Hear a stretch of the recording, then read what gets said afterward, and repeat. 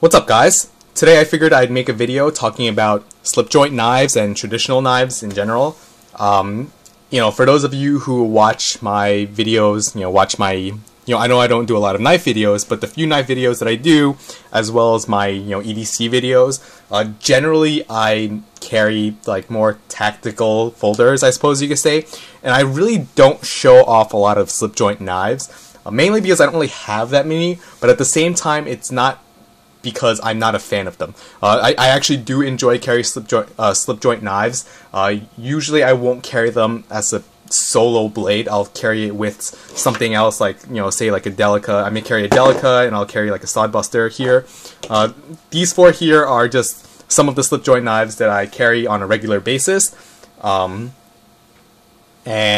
you can kind of see from my taste, in terms of traditionals, I'm not a huge fan of like this multi-bladed Stockmans and everything, and some of the nice locking trappers and stuff I'm not a huge fan of, mainly because, and that's like my biggest gripe with most traditional knives or slip joint knives, is that they're mainly pin construction, and I really prefer knives that have at least a screw for a pivot, because if I need to ever tighten the pivot after some hard use, I like to have the option of that versus having to maybe send a knife back out to case or whatever and having them tighten it for me.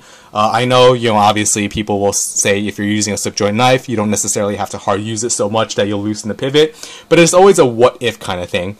So like I said, here are the four main slip joint knives that I will carry. Obviously from the middle two here, I am a big fan of the Sodbuster design.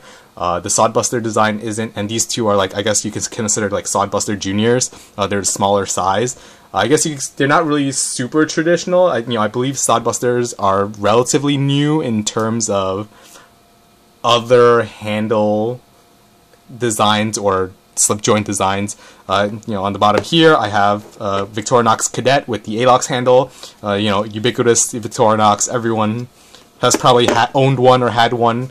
I like the Cadet because it has very small amount of tools, but it's tools that I may need on a regular basis, such as a nail file here. You have your main blade, which is soft steel but sharpens up really easily. The blade is thin, so it gets super sharp. Then you have your standard bottle and can opener, and I do like how it is such a slim package. Up next are two Sodbusters. Here is this one case with their case stainless steel, and up here is actually a Queen Cutlery Sodbuster, their country cousin, I believe they call it. And being that it's a Queen, it's actually made out of D2. And finally here, like one of my favorites actually, it's actually one of my most expensive slip joints at around $45, I think, which a lot of people think is crazy, because for such a small knife to pay $45 for, it's a little bit much. And the funny story behind this is that when I had initially ordered, this is actually a Case Peanut. When I initially wanted to order a Case Peanut, I actually wanted one in yellow Delrin, but Newgram's knives, they didn't actually have it in stock, so I ended up ordering the red bone one instead, which cost like $15 more. But you can see in this one I got it in a Case CV steel, which is a carbon steel, and it's already patinaing pretty nicely. I've actually had this Peanut for quite a few years. And after a while with carbon steels, you'll get a controlled rust called patina on it, and it'll inhibit like bad rust, red rust from happening after you use it. This wasn't actually forced induced patina. I didn't stick it in an apple or an onion or something and leave it for like half an hour. This was actually from general use, slicing up fruit, apples, whatnot, and wiping it away automatically, which is why the patina on it isn't super thick, but at the same time I feel like it looks a lot better than forced patina.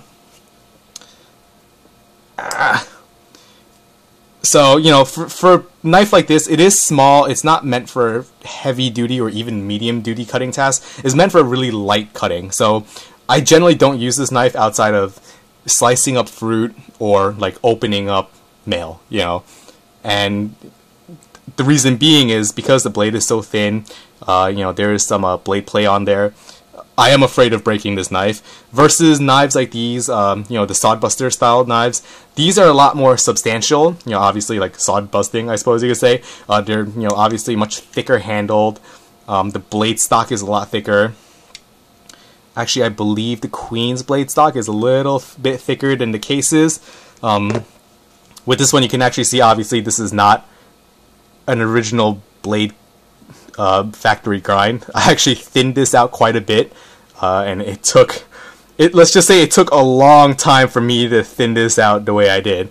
But because it is D2, it does have really great edge retention, and it makes like a superb slicer now that I've thinned it out so much. But because it is D2, you do have issues where there's some light rusting on it. I don't know if you'll be able to see, like right by the nail nick. It's not focusing, is it? Come on, focus, camera. It doesn't want to focus. But right by the nail nick, I have like a little red spot there that I kind of have to get rid of with some polish. One of the big things that I didn't like about the Queen colory one is the fit and finish isn't the greatest. Well, actually, first things first, I really don't like the whole country cousin thing right on the side of the blade. But whatever, you know, I'm sure if I really wanted to, I could probably grind that or buff that out, but I've been lazy about it. But the main thing I didn't really like about the Queen is that the fit and finish is really rough. It has like the bottom of the blade here, right, that goes into against the backstop. It's really sharp here, so it can like kind of cut into you when you're reaching into your pocket and trying to grab other things. And also the top here, the back spring really isn't quite flushed out with the handles. And I'm not a huge fan of the mustard yellow Delrin. I much prefer Case's, you know, light yellow Delrin, which I feel is finished a lot better. Although, you know, one gripe I do have is that I feel like there's a very, very slight bend in the blade there, which, you know, oh man, yeah, stop recording on my phone. It's getting to be such a pain in the ass to focus on things. But, you know, for a $20 knife, obviously I can't complain too much. You know, this is my second case Sodbuster. My first one I got in CB, and unfortunately I didn't really take good care of it, and rust had gotten into the pivot area. And because it is pin construction, like I said, you can't take the knife apart, and it got really difficult. Like, I couldn't really clean it, so I just decided to get rid of it. I still have it. It's just like stuck in a storage drawer somewhere, and I ended up getting a stainless steel version. So, you know, this is my most used Sodbuster right now. And, you know, it's very comfortable knife. Like, because the handle is so thick and it's so well contoured, you know, I don't have very large hands to begin with, so obviously if you have larger hands, you might be more comfortable with a full-size Sodbuster. But because of how wide the handle is, you know, it's actually wider handles than the Delica, and because it's so rounded, it is actually very comfortable in hand to use, and you can hard use this knife. You will get a little bit of blade play, but it's not a big deal. So, and then finally the Victorinox. I do carry probably my most carried one, purely as a backup. I like to carry in general 2 knives, one as an everyday general use knife, and, you know, that'll be used to open packages, you know, cut whatever cutting I need to do, and then I like to carry a second blade, which I consider like a clean blade. Mainly that's for food. Say I go to a restaurant, and you know how restaurants always like to give you those butter knives and expect you to cut your food with it. I'll pull this knife out instead, or if I'm gonna like peel some apples or whatever, I'll use this knife because it is thin, so it cuts really well. You know, especially through food items, like dense food items like apple, without really cracking it apart. And at the same time, because I do keep it clean, I have no issues with having to run out and find a bathroom or something and clean the blade before I can use it with food, versus something like my Delica, which, you know, you can see here I was using at work. There's going to be like glue from tape and whatnot all over it, and I'd rather not be cutting into my food with this. I'd rather keep a secondary backup knife. So yeah, that's about it. Just like a kind of random video on Slipjoint knives. Just kind of wanted to show that I'm not all about just tactical folding, locking blades. I do like traditional knives. It's not a large part of my collection, unfortunately, because I do use them a lot less. But, you know, if I would happen to get one as a gift, or maybe if I want to celebrate a special occasion, you know, I'm looking at that mother of pearl handle case peanut as like a potential Christmas present for myself. I have no problems getting those. They're really awesome knives, and I can definitely see why a lot of people still are really into traditional slip joints. And, yeah, so hope you guys enjoyed this video, and thanks for watching.